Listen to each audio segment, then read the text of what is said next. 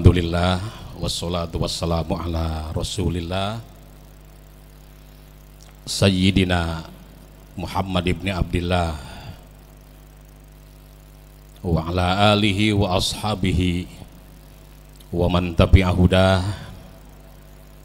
La haula wa la quwata illa billah. Qalu subhanaka la ilma lana illa ma'allamtana innaka antal alimul hakim.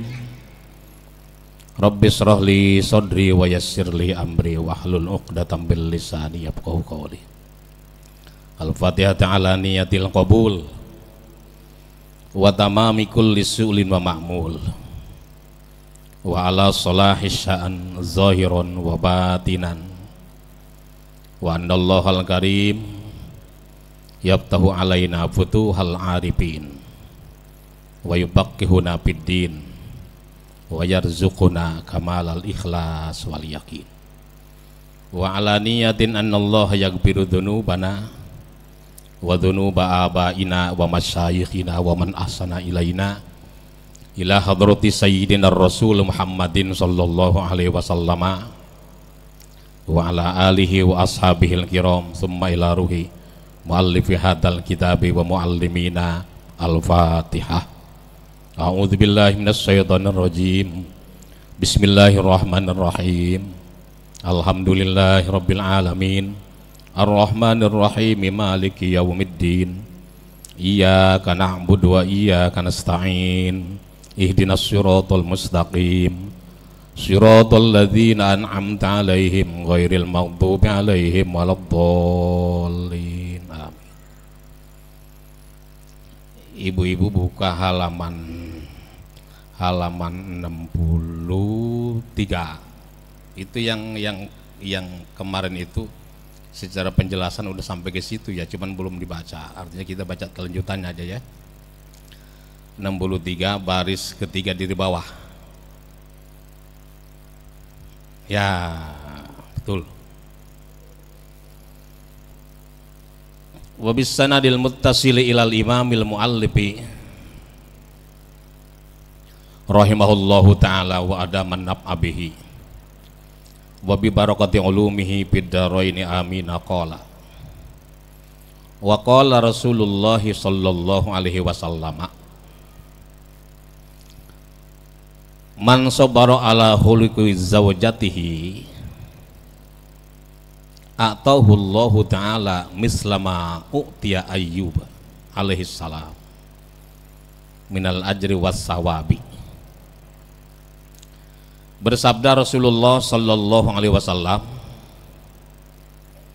man sobaro, barang siapa orang yang bersabar. Sabar atas apa? Ala khuluqi zawjatihi, atas kejelekan pekerti istrinya. Maksudnya berarti man ini laki-laki ya. Seorang laki-laki yang sabar atas jeleknya pekerti atau akhlak istrinya gitu. Punya istri akhlaknya jelek banget, sama laki kagak ada bahasa yang bagus-bagus. Yang paling bagus buat dia bilang bang doang, bang keliling. Selebihnya manggil nama. Badrun, dari mana aja lu? Itu mah contoh doang Bu ya.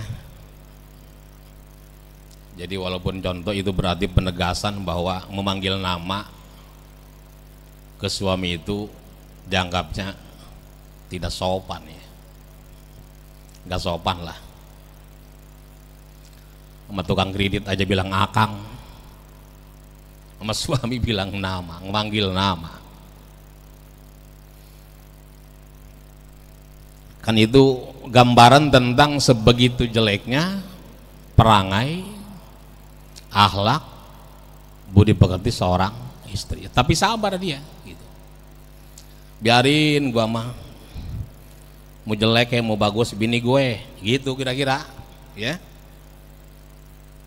Sabar dia. Kalau dia bisa sabar dengan begitu, tapi tentu harus sambil berusaha buat ngebenerin gitu ya, biar nggak berlarut-larut kayak gitu kan, jadi contoh ntar buat anak-anak gitu. Kalau dia bisa sabar nih, atahullahu ta'ala misla ma'uti Ayyub alaihissalam minal ajri was sawab, Allah akan berikan kepadanya seperti apa yang Allah berikan kepada Nabi Ayyub alaihissalam. Allah berikan kepadanya pahala seperti yang Allah berikan kepada Nabi Ayyub alaihissalam. Nabi Ayyub tahu ibu Nabi Ayyub? Tahu di mana?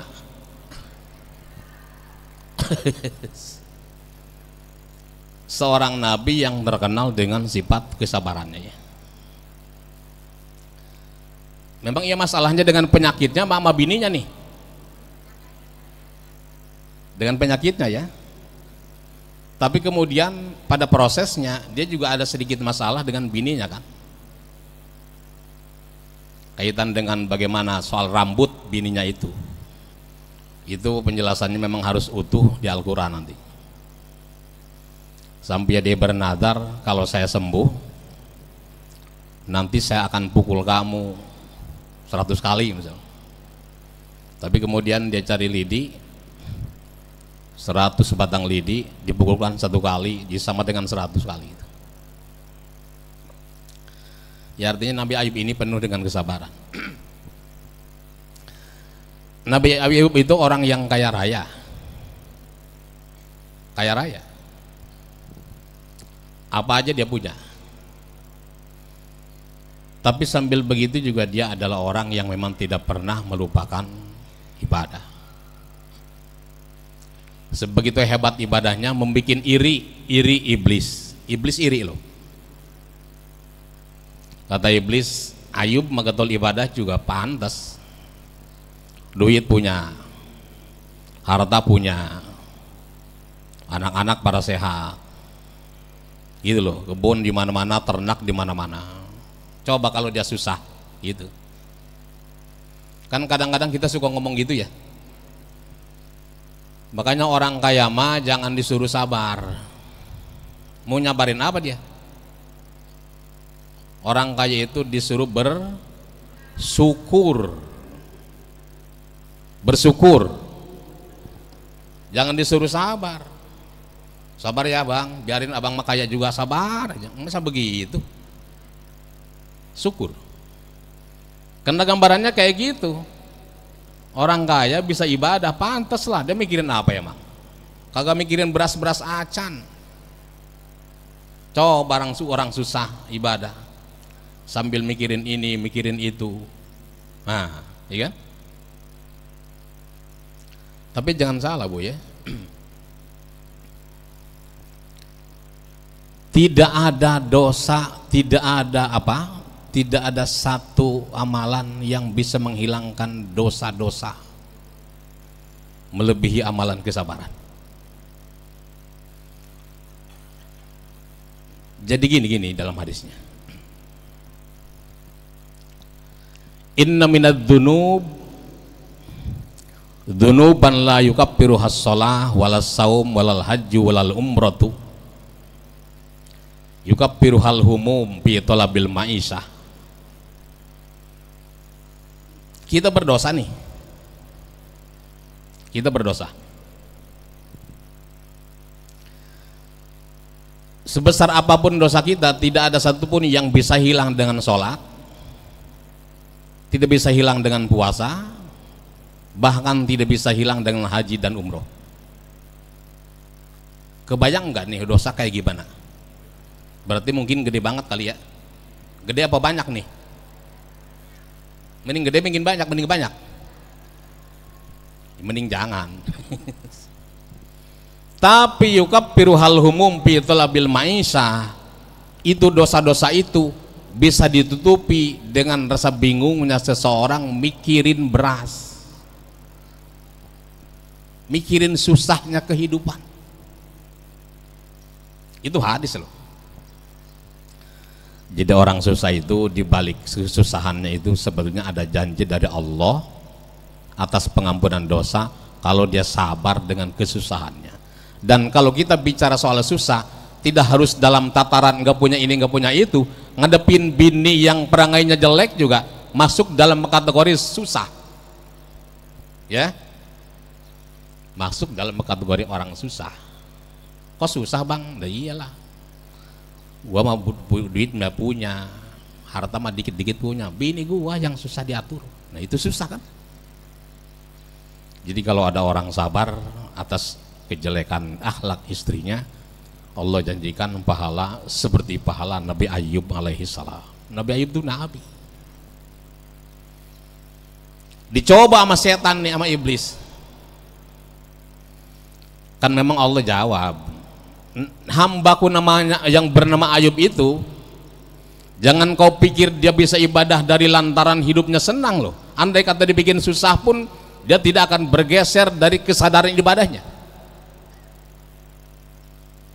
Dicoba sama iblis, dirusak semua hartanya, ditiupin ke ternaknya, ternak mati, ditiup apa, pertaniannya, pertanian mati, anak-anaknya mati, sampai terakhir dia justru malah yang dikenai penyakit menahun, penyakit yang kagak pernah dirasakan oleh siapapun sepanjang zaman, hanya dia tahu. Bu, penyakitnya Nabi Ayub, dia berdoa sama Allah, ya Allah, andai kata tubuh saya akan kau habisi, silakan, saya cuma minta satu, tolong pelihara atau jaga lidah dan hati saya. Jadi itu seluruh badannya menjadi santapan belatung-belatung, hancur. Dan minta sama Allah, mudah-mudahan lidah dan hati terpelihara supaya saya tetap bertauhid dan berzikir pada Allah Ta'ala. Sebegitu hebatnya kesabaran seseorang. Nah, ini pahala sebesar ini Allah berikan kepada seorang suami yang sabar ngadepin bininya yang kurang bagus akhlaknya, ya. Mana buat perempuan? Nih ada buat perempuan. Itu tadi buat laki tuh. Waman sobarot ala huluki zaujiha atau Allahu ta'ala ajroman kutila fisabilillah. Barang siapa perempuan yang sabar, perempuan nih lemengannya, istri lah, istri yang bersabar atas kejelekan perangai suaminya, Allah berikan pahala seperti pahala orang yang terbunuh di jalan Allah. Perang nih, perang ngebela agama Allah, li'ila'i kalimatillah, kayak orang Palestina, atau kayak orang-orang tua kita dulu ngadepin para penjajah, ya,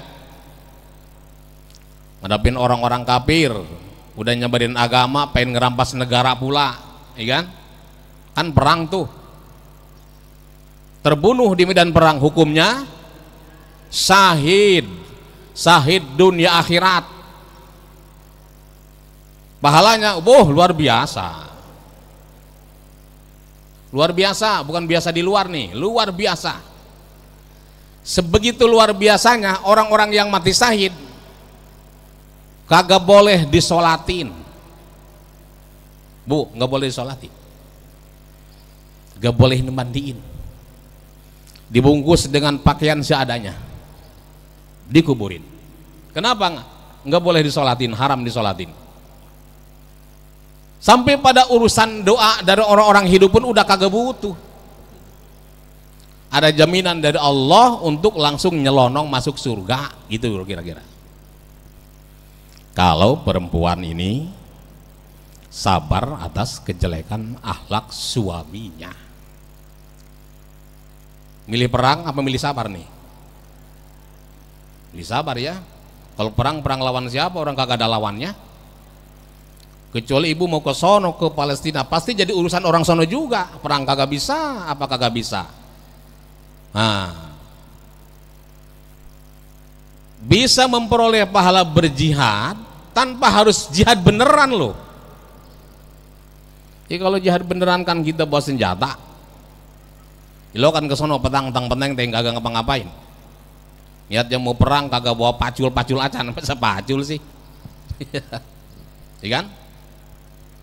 Asal sabar aja dengan kejelekan suami, Allah berikan pahala seperti pahala orang mati syahid yang terbunuh di dalam peperangan membela agama Allah. Syahid. Semua orang, Bu, ini orang-orang yang mati nih, kalau ditanyain satu-satu sama malaikat nih,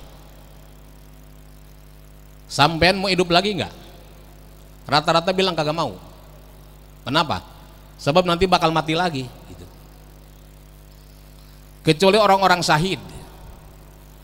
Orang-orang yang syahid itu kalau ditanya mau hidup lagi nggak? Mau. Ngapain? Buat perang lagi supaya dibunuh lagi. Jadi dibunuh itu buat dia merupakan sesuatu pencapaian luar biasa. Jadi ketagihan gitu. Persoalannya dia menyaksikan betapa hebatnya pahala yang Allah hadirkan di hadapannya dari lantaran menjadi orang yang terbunuh di dalam memperjuangkan agama. Ya, dalam konteks zaman sekarang kita bicara soal peperangan, nggak usah peperangan dalam artian pegang senjata, jihad. Kalau namanya jihad, ini ngaji juga jihad.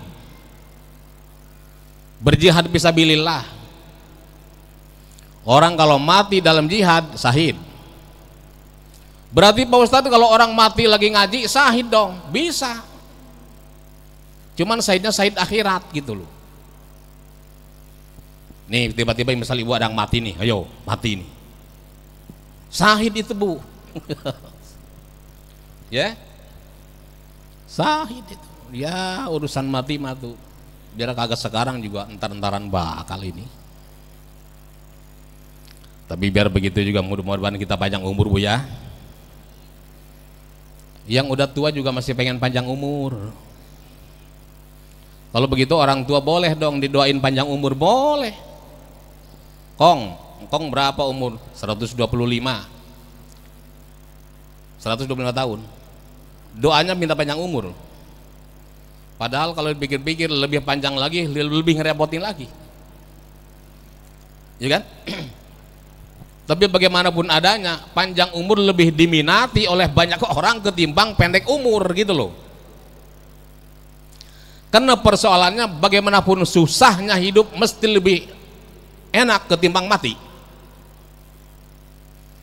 Hidup biar kata susah juga ada orang yang bisa kita ajak ngomong. Pok lagi susah saya nih, gimana? Ya bantuin gimana caranya lah, solusinya kan bisa ya.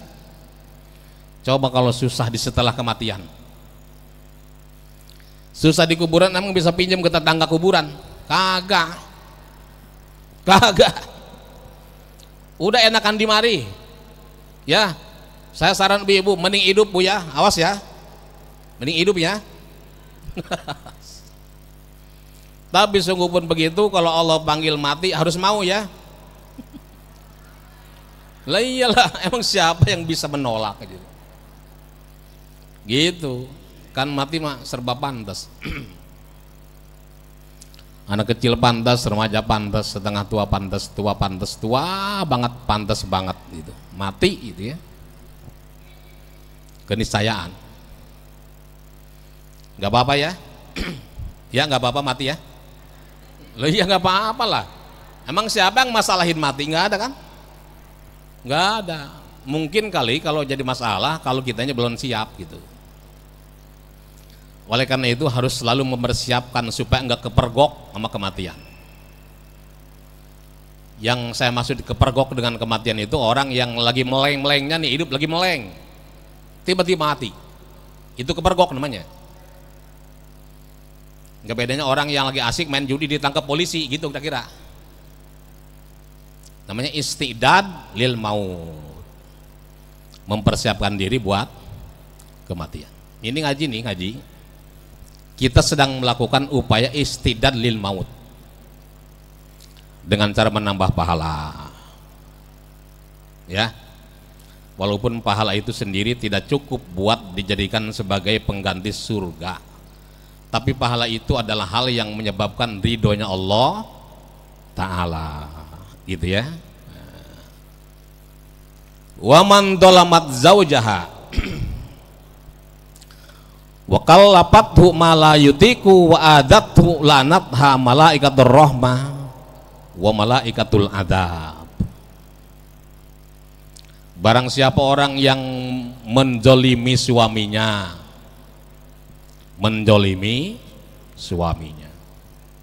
ada di berita seorang perempuan ngerindas lakinya sendiri, menganiaya suaminya sendiri, di berita saya juga lihat. Ini gimana caranya kok bisa perempuan menganiaya laki? Bisa aja.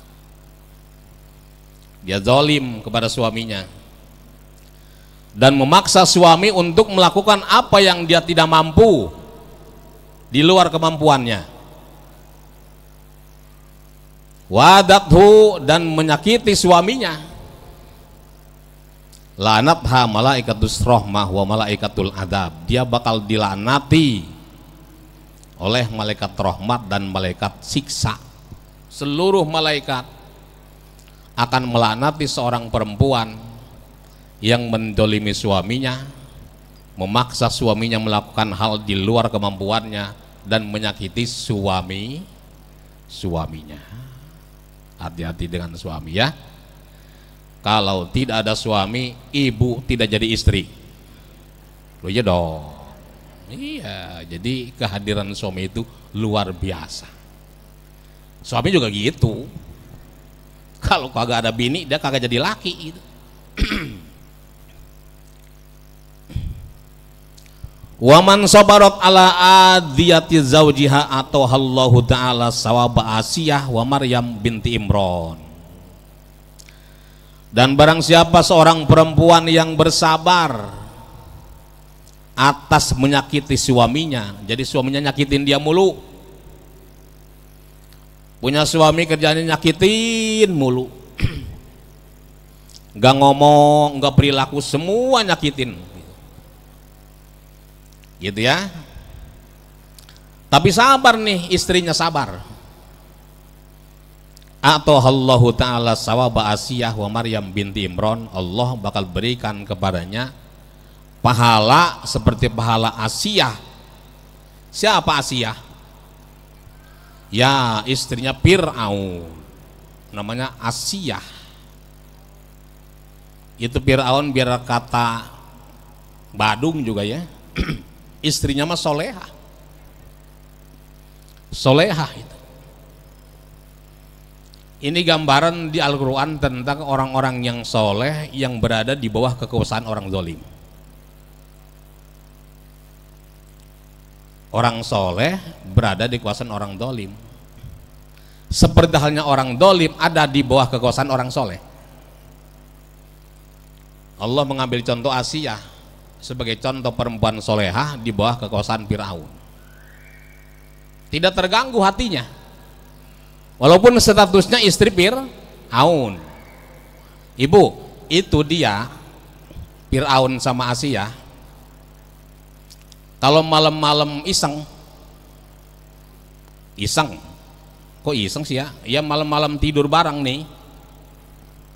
Itu Asiyahnya diganti dengan anjing gitu. Tapi sama Fir'aun terlihat sebagai Asiyah. Gitu loh ya. Jadi selama ini Fir'aun bersenggama dengan anjing yang dalam penglihatan dia sebagai istrinya Asiyah itu. Kenapa begitu? Karena Allah ingin memelihara Asiyah supaya tidak terkontaminasi dengan Fir'aun. Kan Fir'aun itu super kebadungan. Bukan cuma doraka, ngaku Tuhan, ngaku sebagai Tuhan. Wa qala ana rabbukumul a'la, kata Fir'aun. Nih saya Tuhan kalian, dia bilang gitu ya. Itu Asiyah berdoa, kepada Allah Subhanahu wa taala agar diselamatkan dari Firaun dan bala tentaranya. Ya. Jadi dia termasuk golongan orang-orang solehah. Juga termasuk perempuan yang dilibatkan dalam proses persalinan Rasulullah Sallallahu Alaihi Wasallam. Hadara ummahu lailata maulidihi Asiyatu wa Maryamu fi nisa'im minal hadiratil qudsiyah.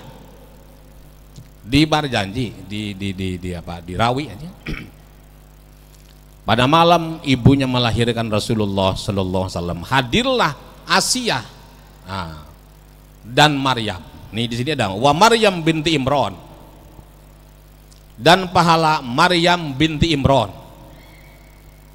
Siapa Imran? Ya bapaknya Maryam. Engkongnya Nabi Isa. Siapa lagi Imran? Saudaranya Nabi Zakaria, abang ade. Gitu loh ya.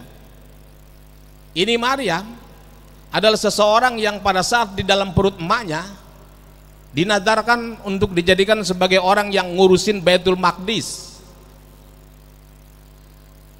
Kan di Quran disebutin, idz qalat imra'atu Imran rabbi inni nadartu laka ma fi batni muharraran fataqabbal minni. Ketika istri Imran hamil, berarti emaknya Maryam, dia bilang sama Allah, ya Allah, inni nadartu laka ma fi batni muharrara. Saya bernadar tentang anak saya yang masih dalam kandungan nih, kalau dia lahir akan kujadikan sebagai orang yang khusus ngurusin Baitul Maqdis. Marabotlah kira-kira, marabot Baitul Maqdis, Masjidil Aqsa. Fataqabbal minni, tolong terima nadar saya, gitu ya. Tiba-tiba setelah lahir perempuan, falamma wada'atha qalat rabbi inni wada'tuha unsa wa laysa dzakaru kal unsa. Surat apa ini? Maryam ya. Ketika dia lahirnya seorang perempuan, dia ngadu lagi sama Allah. Ya Allah, ternyata anak saya perempuan ini. Gimana urusannya perempuan jadiin merbot? Nah gitu kira-kira, buat ngurusin Masjid Baitul Maqdis. Walaysa dzakaru kal unsa wa inni sammaituha Maryama wa inni u'idzuha bika wa dzurriyyataha minas syaitonir rajim. Allah, saya namain anak saya Maryam. Dia ngasih nama anaknya aja bilang sama Allah, anak saya namain Maryam, dan saya perlindungkan anakku kepadamu dan keturunannya dari setan. Makanya Bu, kalau kita akekah ya, kan suka ada keliling potong rambut tuh, iya kan? Habis dipotong didoain, itu baca apa? Baca apa itu doainnya? U'idzuha bika wa dzurriyyataha minas syaitonir rajim. Itu bacaannya. Ya Allah, aku perlindungkan anak ini kepadamu dan keturunannya dari godaan setan. Ini kan kebanyakan ini air diusap-usapin ke ubun-ubunnya. Setiap orang kayak gitu, padahal sunahnya digunting. Itu bocah diairin lagi, itu kan pilek loh lama-lama. Bocah harusnya digunting, setelah gunting baca doa yang tadi. Gitu ya. Tapi karena ini sudah nadar, walaupun perempuan, bagaimanapun mau tidak mau dia jadiin tuh anaknya Maryam sebagai orang yang khusus fokus ngurusin Baitul Maqdis. Dibikinin tempat oleh Nabi Zakaria di mihrab. Mihrab itu apa? Tempat pengimaman. Dekat tempat pengimaman ada kamar khusus di mana Maryam tinggal di situ. Dikunci dari luar oleh Nabi Zakaria. Setiap kali Nabi Zakaria mengunjungi Siti Maryam, kita bilang Siti dah, walaupun namanya nggak pakai Siti ya, nggak pakai Siti loh, aslinya Maryam aja, nggak pakai Siti, nggak ada. Siti itu nama Indonesia, ya. Selalu didapatinya makanan-makanan di sana. Ditanya Maryam, anna laki hada, dari mana makanan ini? Qalat hiya min indillah, ini dari Allah. Jadi Maryam itu selama berdiam diri di mihrab Baitul Maqdis, makanannya aja dikirim dari surga. Makanan surga, wah luar biasa surga. Di surga ada tape Bandung, gak peyem Bandung? Nggak ada bu, peyem Bandung di surga mah. Nggak ada. Seblak nggak ada. Out, apa tuh seblak? Gitu. Istimewa lah surga mah ya. Orang puasa nih, orang puasa makan makanan surga hukumnya tidak batal. Jadi kalau kita sedang puasa tiba-tiba dikirimin makanan surga, makan aja, itu hukumnya tidak batal. Cuman gimana caranya itu? Satu-satunya yang paling mungkin adalah kalau malaikat datang ke kita bawa itu, harus malaikat, nggak bisa RT. Salah satu dari model makanan surga adalah makanan yang dimakan oleh orang yang puasa dan lupa. Nah itu, ini lupa nih, kirain lagi nggak puasa, ada minuman atau makan dia minum, batal nggak? Tidak batal kan? Itulah kata Nabi, kalau kalian lupa puasa kemudian makan minum, sesungguhnya Allah sedang memberi makan kalian. Itulah makanan surga, tidak batal buat yang puasa pun. Ya. Ini bagi yang kepengen dapat pahala seperti pahalanya Maryam, pahalanya Asia, bersabarlah atas semua hal yang menyangkut soal kejelekan akhlak suami kita. Bagaimanapun jeleknya tuh laki-laki kita, gak usah diceritain depan orang lain, telan aja sendiri. Telan sambil tetap berdoa, ya Allah, berubahlah suamiku menjadi orang yang baik, gitu loh ya. Sebisa-bisa ibu dah berdoa. Gimana caranya? Ya, insya Allah bu ya, insya Allah sabar ya. Innama yuwaffas sabiruna ajrahum bi ghairi hisab. Orang sabar itu jaminannya pahalanya kagak pakai hitung-hitungan, gitu loh ya. Hanya terhadap orang sabar Allah kasih pahala kagak pakai ngukur, dihitung-hitung kagak. Ya itu, mudah-mudahan Allah berikan keberkahan dalam keluarga kita, suami kita, anak-anak kita, dan siapapun yang tersangkut dengan kita. Al-Fatihah. A'udzubillahi minasyaitonirrajim. Bismillahirrahmanirrahim. Alhamdulillahirabbil alamin. Ar-Rahmanirrahim. Maliki yaumiddin. Iyyaka na'budu wa iyyaka nasta'in.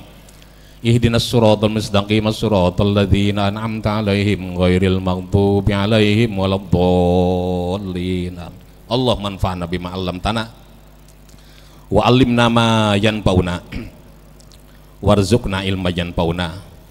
Allahumma barik fi dzurriyyatina wa la tadurrahum wa waffiqhum li ta'atika warzuqna birrahum waj'alna wa iyyahum min ahlil ilmi wal khair wa la taj'alna wa iyyahum min ahlil jahli was-su'i wad-dhair. Rabbana ighfir lana dzunubana wa liwalidina warhamhum kama rabbawna shighara wali jami'il mu'minin wal mu'minat wal muslimin wal muslimat al ahya'i minhum wal amwat. Rabbana atina fid dunya hasanah wa fil akhirati hasanah wa qina adzabannar. Wa sallallahu ala sayyidina Muhammad wa ala alihi wa sahbihi wa sallama. Subhana rabbika rabbil izzati amma yasifun wa salamun al mursalin walhamdulillahi rabbil alamin. Amin. Wallahul muwaffiq ila aqwamit thoriq. Wassalamualaikum warahmatullahi wabarakatuh.